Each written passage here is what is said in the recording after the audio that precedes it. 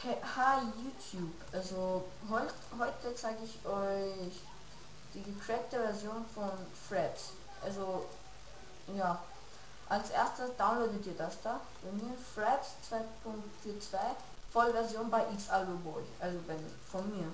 Da man sieht in YouTube, da X-Alboboy. Ja. Also ich freue mich, wenn ihr mich abonniert. Ja, bitte, also. Ja, und habe noch ein paar Camtasia 7, Camtasia Cracks und yeah, Camtasia Cracks und Teamweaver. Das könnt ihr auch anschauen und ja, schon gutes Video.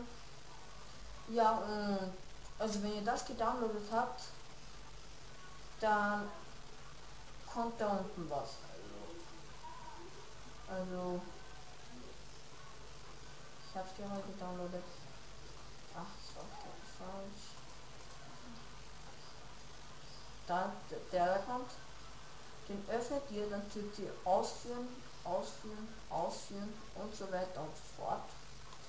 Ja, und dann kommt ein Ordner, der dieses Threads, der da, dann kommt der da, dieser Ordner und Threads.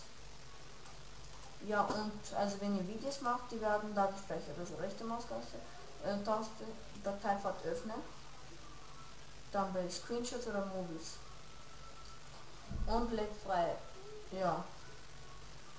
Ja, beim Uninstall-Tester drücken und dann habt ihr es auch. Und ja, das war's eigentlich auch. Und viel Spaß. Ja, bye.